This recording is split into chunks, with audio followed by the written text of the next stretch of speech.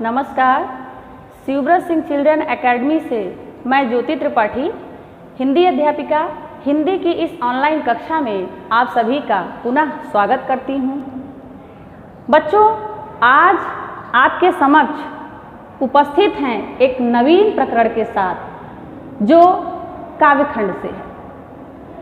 काव्यखंड के क्रम में आज हम कवि परिचय पर चर्चा करेंगे और कवि परिचय के तहत एक ऐसे कवि की चर्चा करेंगे, एक ऐसे कवि के जीवन वृत्त पर प्रकाश डालेंगे जो साहित्य आकाश के नक्षत्र में एक टिमटिमाते हुए तारे के समान उस साहित्य के आकाश में अपनी आभा बिखेर रहे हैं। उसी के क्रम में आज हम बात करेंगे कबीरदास जी के बारे में। कबीरदास जी नाम से हम सभी परिचित हैं। कुछ न कुछ हम सभी ऐसे महान कवि के बारे में अवश्य जानते हैं। जैसा कि कबीर नाम से ही स्पष्ट है, कबीर का जो शाब्दिक अर्थ है वह महान ही होता है। तो आइए शुरुआत करते हैं कबीरदास जी के जीवन वृत्त पर चर्चा करें। सबसे पहले हम इस क्रम में कबीर के शाब्दिक अर्थ की चर्चा करेंगे। कबीर शब्द का अर्थ होता है श्रेष्ठ या महान। इनके नाम से ही स्पष्ट है कि साहित्य में इनकी जो महानता है वह हमें बताने की आवश्यकता नहीं है। अर्थात श्रेष्ठता और महानता किस कारण से है वह तो हम चर्चा करेंगे ही, लेकिन हम यह आपको बताना चाहते हैं कि यथा नाम तथा गुण। तो इसी के क्रम में आइए शुरुआत करते हैं इनके जन्म के बारे में। कबीरदास जी का जन्म सन 1398 ईस्वी काशी में हुआ। अर्थात इनका जो जन्म स्थान है वह है काशी, और इनकी जो मृत्यु हुई वह सन 1518 ईस्वी मगहर में हुई। इनका जो जन्म स्थान काशी और मृत्यु स्थान मगहर है। तो यह तो रहे इनके जन्म तिथि और जन्म स्थान के बारे में एक सामान्य सी बात। अब हम इनके जन्म के बारे में उस बात पर चर्चा करेंगे जो समाज में प्रचलित हैं, अर्थात किंवदंतियों के रूप में प्रचलित हैं। तरह तरह की बातें हम सुनते हैं इनके जन्म के बारे में, जिसमें एक मत अधिक प्रचलित है जिससे हम सभी परिचित हैं कि कबीरदास जी का जन्म एक विधवा ब्राह्मणी के गर्भ से हुआ। विधवा ब्राह्मणी के गर्भ से जन्म लेने के कारण उस विधवा ब्राह्मणी ने लोकलाज के भय से, इस सांसारिक प्रपंच के भय से कबीरदास जी को एक नवजात शिशु के रूप में लहरतारा तालाब के किनारे छोड़ दिया।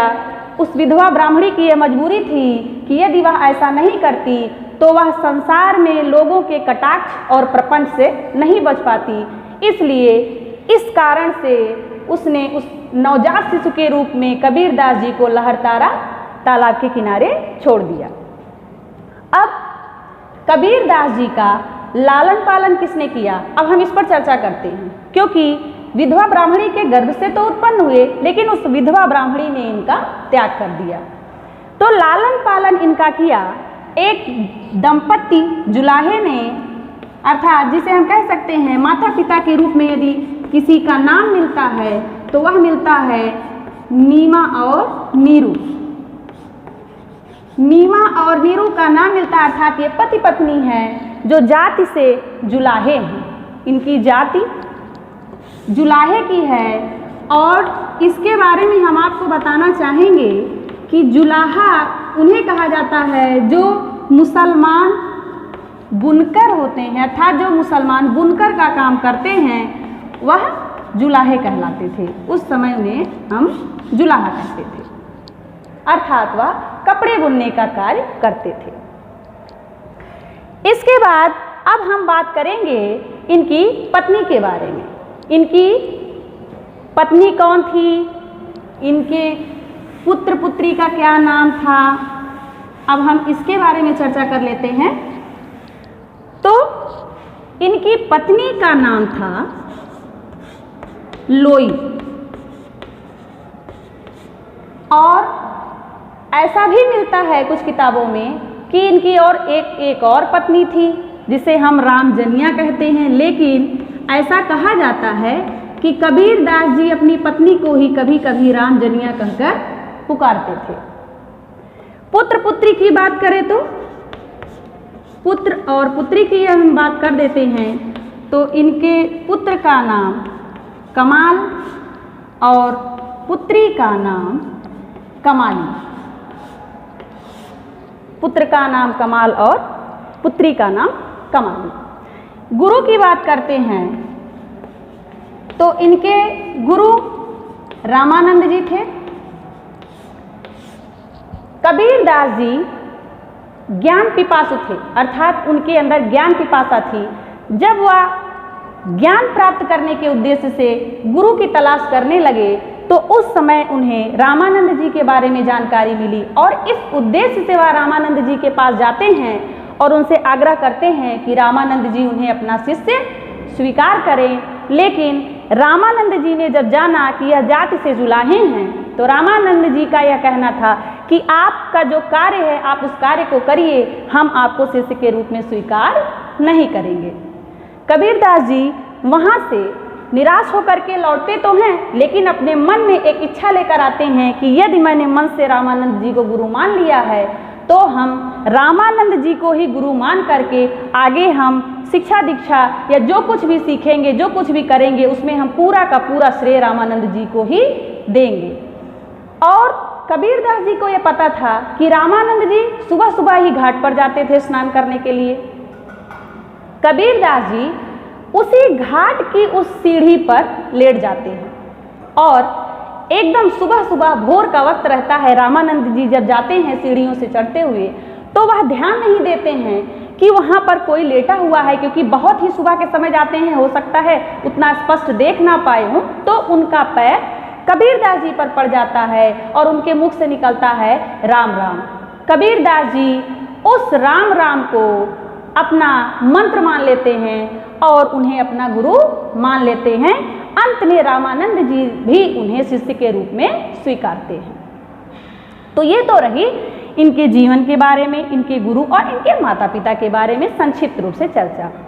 अब हम बात करते हैं कि साहित्य में कबीरदास जी को किस शाखा के अंतर्गत हम रखते हैं। तो कबीरदास जी को भक्ति काल की शाखा के अंतर्गत हम निर्गुण शाखा में रखते हैं, और निर्गुण शाखा में ज्ञानाश्रय शाखा के अंतर्गत इन्हें रखा जाता है। अर्थात साहित्य को जो मुख्यतः 4 भागों में बांटा गया है, उसमें जो भक्ति काल है, उस भक्ति काल में निर्गुण भक्ति शाखा की ज्ञानाश्रय शाखा के कवि कहलाए। अब संक्षिप्त रूप से हम बता दे रहे हैं कि यहाँ हम निर्गुण शब्द का प्रयोग क्यों कर रहे हैं। निर्गुण का तात्पर्य जो ईश्वर के निराकार स्वरूप का वर्णन करे, ईश्वर को निराकार माने, अर्थात वह धर्म, देशाटन, तीर्थाटन, मूर्ति पूजा, इन सब चीज़ों के जो विरुद्ध रहता है, वह जो है निर्गुण शाखा के अंतर्गत आता है। तो यहाँ कबीरदास जी भी निर्गुण शाखा के कवि कहलाए, क्योंकि यह भी ईश्वर के निराकार स्वरूप का वर्णन करते हैं, ईश्वर का कोई साकार रूप का वर्णन नहीं करते हैं। तो आइए इस क्रम में अब हम बात करते हैं रचनाओं की। रचनाओं की बात करने से पहले एक संक्षिप्त बात कि उस समय जब कबीरदास जी मध्यकालीन भारत के इतिहास के अंतर्गत आपको इनका नाम पढ़ने को मिलता है, तो मध्यकाल में उस समय जो शासक थे वह थे सिकंदर लोदी। अर्थात उस समय जो शासक था वह कौन था? सिकंदर लोदी। अब इसके बाद हम चर्चा करेंगे कि इनकी कौन कौन सी रचनाएं थी और वह रचनाएं हमें कहाँ मिलती हैं, वह उन रचनाओं का संकलन कहाँ पर हुआ। तो उसके लिए सबसे पहले हम रचनाओं के क्रम में हमें एक रचना मिलती है जिसका नाम हम सभी ने सुना है, बीजक। अब यह बीजक क्या है? बीजक एक ग्रंथ है जिसका संपादन इनके शिष्य धर्मदास ने किया। इस ग्रंथ का जो संपादन किया गया वह इनके शिष्य धर्मदास जी के द्वारा किया गया, और यह क्या थे? इनके शिष्य थे। अब कबीरदास जी के बारे में एक मत प्रचलित है कि वह पढ़े लिखे नहीं थे। तो हमारे मन मस्तिष्क में ये बात आती है कि जब वो पढ़े लिखे नहीं थे तो वह पढ़े लिखे ना होने के बावजूद कैसे रचनाएं करते थे? तो उसके लिए हम आपको बताना चाहेंगे कि कबीरदास जी जो भी उपदेश देते थे वह उनका उपदेश जो होता था वह कैसा होता था? मौखिक होता था। अर्थात जो उनका उपदेश रहता था वह मौखिक होता था, मौखिक ही उनका उपदेश होता था, लिखित नहीं होता था। वहाँ पर उसे लेखन का स्वरूप देने का कार्य इनके शिष्यों के द्वारा किया जाता था। अर्थात इसे जो भी पंक्तिबद्ध किया गया वह इनके शिष्यों के द्वारा किया गया। इस क्रम में इनके 3 काव्य संग्रह मिलते हैं, जिसमें पहला है साखी, दूसरा है सबद और तीसरा है रमैनी। अब ये 3 काव्य संग्रह साखी, सबद और रमैनी, अब संक्षिप्त रूप से हम इन रचनाओं के बारे में भी जानने का प्रयास करेंगे कि साखी, सबद और रमैनी में क्या लिखा इन्होंने, अर्थात किन चीज़ों का वर्णन किया गया। तो उस क्रम में सबसे पहले हम साखी की बात कर लेते हैं। साखी है क्या? साखी साक्ष्य शब्द का अपभ्रंशित रूप है। यह साक्ष्य का अपभ्रंशित रूप है। अपभ्रंश का तात्पर्य होता है बिखरा हुआ। साक्ष्य शब्द का अपभ्रंशित रूप है और इसका अर्थ होता है अनुभव पर आधारित। इस शब्द का अर्थ है अनुभव पर आधारित, अर्थात इन्होंने अपने अनुभव के आधार पर जो भी समाज को उपदेश दिया वह साखी के अंतर्गत संकलित किया गया। अब हम दूसरी बात करते हैं यहाँ पर सबद की। इनके दूसरे काव्य संग्रह की हम बात कर लेते हैं। दूसरा इनका काव्य संग्रह है सबद। सबद में जो भी पद हैं वह गेय हैं, अर्थात गेय का मतलब जान रहे हैं जो गाया जा सके। जो भी इनके पद रहे हैं सबद में वह गेय पद रहे। और तीसरा यहाँ हमें मिलता है रमैनी।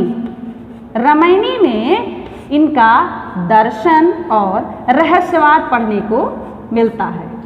दर्शन और रहस्यवाद। अब ये तो संक्षिप्त यहाँ पर हमें परिचय मिला कि इनकी जो रचनाओं के अंतर्गत ये जो काव्य संग्रह में साखी, सबद और रमैनी है उसमें क्या वर्णन किया गया या किस चीज़ का हमें वर्णन मिलता है वह हम इसके अंतर्गत जानेंगे।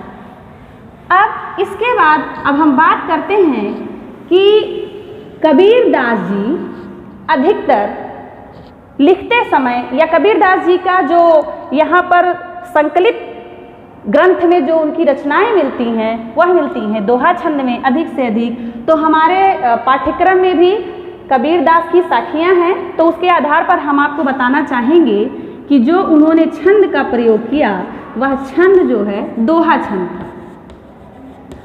अब यह छंद आपके सामने एक नवीन शब्द है, तो इसके बारे में भी हम सबसे पहले चर्चा कर लेते हैं। छंद है क्या, फिर हम आपको बताते हैं उस छंद के क्रम में दोहा छंद क्या होता है। तो बहुत संक्षिप्त हम आपको बताएंगे कि छंद क्या है। छंद आपका काव्य का अनुशासन कहलाता है। जैसे इसका तात्पर्य यह हुआ कि जैसे हम गद्य पढ़ते हैं तो गद्य में हमें व्याकरण पढ़ने को मिलता है। और व्याकरण हम क्यों पढ़ते हैं? ताकि हम उस भाषा की अशुद्धि को जान सके, उसके लिखने का तौर तरीका, मात्रा, विराम, कहाँ क्या होना चाहिए उसका हमें सही जानकारी मिलती है।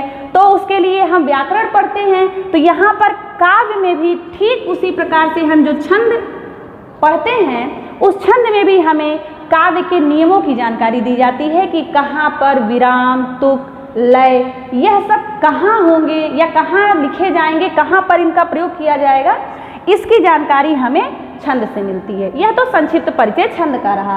अब हम छंद के अंतर्गत वह बात करते हैं दोहे की। दोहा क्या है? दोहा भी इसी छंद का एक रूप है, अर्थात जो मुख्य रूप से छंद के हमें दो रूप मिलते हैं, एक वर्णिक और एक मात्रिक। उसके अंतर्गत यहाँ पर हम मात्रिक छंद के अंतर्गत जानते हैं कि दोहा छंद मात्रिक छंद का एक भेद है। तो अब मात्रिक और वर्णिक नाम से ही स्पष्ट हो रहा है कि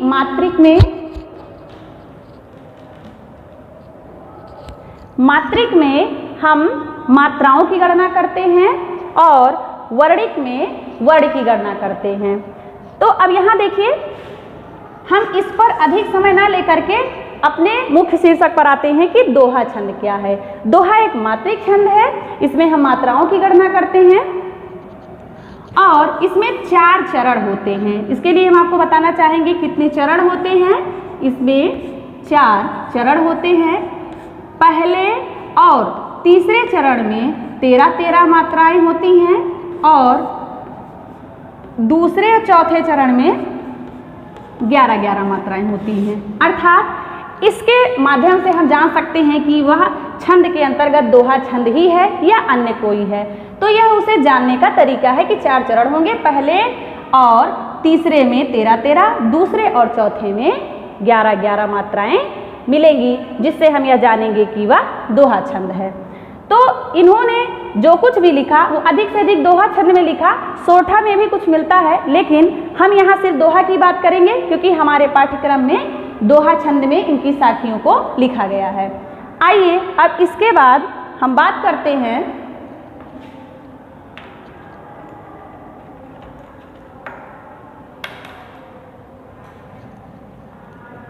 कि इन्होंने साहित्य में किन विषयों को आधार बनाया। अर्थात जो कुछ भी हमें उपदेश मिला या जो कुछ भी हमने जाना इनकी रचनाओं के माध्यम से या जिस कृति के माध्यम से इन्होंने समाज को जागरूक किया, उसमें मुख्य विषय कौन कौन से थे जो शामिल थे। उस समय हम आपको बता देना चाहते हैं, उस समय की जो समकालीन परिस्थिति थी, उस परिस्थिति के अनुसार इनके साहित्य में सांप्रदायिकता,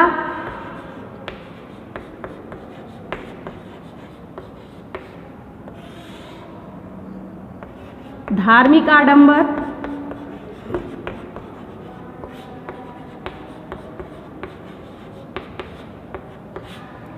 जाति पाति और छुआछूत,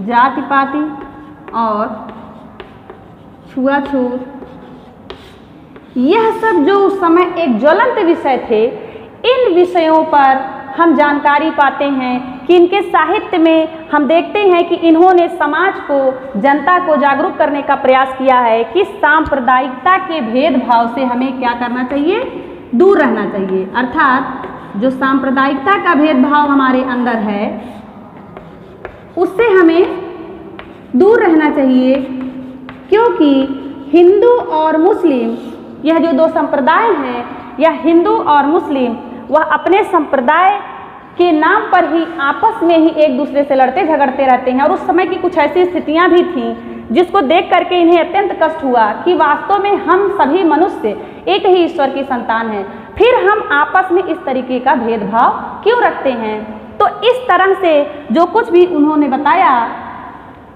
उसके आधार पर समाज को कुछ सीखने का अवसर मिला कि वास्तव में हम सभी ईश्वर की एक ही संतान हैं, तो आपस में इस प्रकार का मतभेद क्यों। धार्मिक आडंबर, हम अपने अपने धर्म को लेकर के आपस में लड़ते झगड़ते रहते हैं, हिंदू हो या मुसलमान हो। उस समकालीन परिस्थिति में ऐसी भी समस्या बनी हुई थी, जिसके कारण साहित्य में यह चीज़ भी हमें देखने को मिलती है, जहाँ पर उन्होंने लोगों को जागरूक करने का प्रयास किया है। इसके बाद यहाँ पर जाति पाति और छुआछूत पर भी उन्होंने लोगों को यह मार्गदर्शन दिया कि हमें इस प्रकार के सांसारिक प्रपंच से स्वयं को दूर करना चाहिए। जब तक हम इस सांसारिक प्रपंच से दूर नहीं होंगे, तब तक हमें वास्तविक ज्ञान की प्राप्ति नहीं होगी।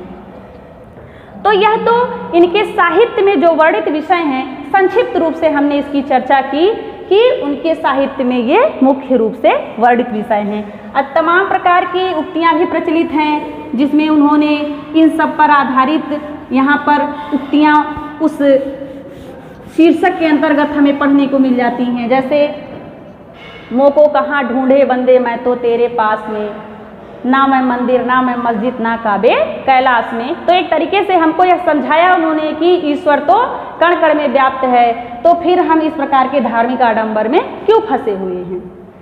तो आइए अब हम बात करते हैं इनकी भाषा के बारे में। भाषा इनकी कैसी रही। भाषा के बारे में हमें एक मत मिलता है डॉक्टर हजारी प्रसाद द्विवेदी जी का। डॉक्टर हजारी प्रसाद द्विवेदी जी जिनका कथन है कि कबीर को इन्होंने वाणी का डिक्टेटर कहा। इन्होंने कबीरदास जी को क्या कहा, वाणी का डिक्टेटर। इनके भाषा के बारे में जब हम पढ़ते हैं तो यह कथन अत्यधिक प्रचलित है। डॉक्टर हजारी प्रसाद जी के द्वारा कहा गया कि इन्हें वाणी का डिक्टेटर कहते हैं। इसके बाद यहाँ हम जान लेते हैं कि इनकी भाषा को सधुक्कड़ी भाषा भी कहा जाता है। अब सधुक्कड़ी भाषा कहने का तात्पर्य यहाँ देख लेते हैं। सधुक्कड़ी भाषा अर्थात संतों की संगत में जब यह उठते बैठते थे या इनका जो रहन सहन था, ऐसे लोगों के संत प्रवृत्ति के लोगों के साथ उठना बैठना, उनके साथ बोलना, उस तरीके का उपदेश देना, तो ऐसे शब्द का जो इन्होंने वहाँ पर प्रयोग किया अपने उपदेश में, तो इस वजह से इनकी भाषा में वह जो शब्द प्रचलित हुआ उसे हम सधुक्कड़ी भाषा कहते हैं, जो कि संत प्रवृत्ति के कारण ऐसा कहा जाता है। दूसरा यहाँ पर देखेंगे पंचमेल खिचड़ी। पंचमेल खिचड़ी। अब पंचमेल खिचड़ी कहने का तात्पर्य यही है कि बराबर यह लोगों के संपर्क में रहते थे, इधर उधर घूमते टहलते अपने उपदेश देते रहते थे, तो वहाँ की स्थानीय बोलियों के शब्द भी इनके उपदेश में शामिल होते जाते थे, जिसकी वजह से हम इन्हें पंचमेल खिचड़ी कहते हैं। अर्थात भाषाओं का मिश्रण, जो अनेक भाषाओं का वहाँ मिश्रण हुआ, इसके कारण इन्हें पंचमेल खिचड़ी कहा जाता। तो यह तो संक्षिप्त परिचय रहा इनकी भाषा के बारे में कि इनकी भाषा कैसी थी। तो हम उम्मीद करते हैं कि कबीरदास जी के एक संक्षिप्त जीवन वृत्त पर चर्चा करते हुए हमने विभिन्न पहलुओं पर चर्चा की। उनके जन्म स्थान, उनके योगदान, जो साहित्य में उन्होंने योगदान दिया, उनकी रचनाएं या साहित्य में किस विभिन्न पहलू को उन्होंने उजागर किया या किस विभिन्न पहलू को लेकर के उन्होंने अपने साहित्य में उसका वर्णन किया, उससे समाज को जागरूक किया, अपने इस ज्ञान की लौ से प्रकाशित किया। तो यह सारी चीज़ हमको समझ में आ गई होगी। हम उम्मीद करते हैं कि हम अब इसे पूरी तरह से समझ चुके हैं। अब इसके बाद जो हम पढ़ेंगे वह हमारा जो अगला वीडियो होगा वह होगा कबीरदास की साखियाँ, अर्थात उसके अंतर्गत जो पद हैं, हम उन पदों की चर्चा करेंगे कि वह पद किस अर्थ में लिखे गए हैं, उसका भावार्थ क्या है, उसका उद्देश्य क्या है। इन सब पहलुओं पर हम संक्षिप्त रूप से फिर चर्चा करेंगे। आज के लिए इतना ही है। तब तक के लिए धन्यवाद।